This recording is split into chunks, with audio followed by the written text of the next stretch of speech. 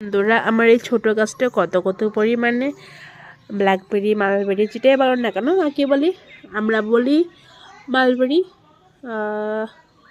দুটোই বলি।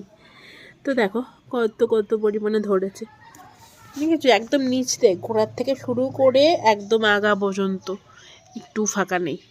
চলো টেস্ট করে দেখি একটুখানি। এই ছিললাম একটা, এটা একদম কাঁচা, এটা আছে অনেকটা বড়, তো এটা ছিঁড়ি।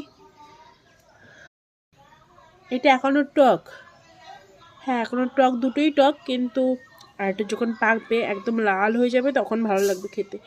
তো আমার তোর কাছে পাকতে দেবেন না পাখিতে, এখন যেহেতু পাখিরা খাবার সেরকম পাই না, ফলের সিজন নেই, ফল সব শেষ, তো সেই জন্য এই দেখো হনুমান চলে এসছে, জায়গাটা খেয়ে দেখি খুবই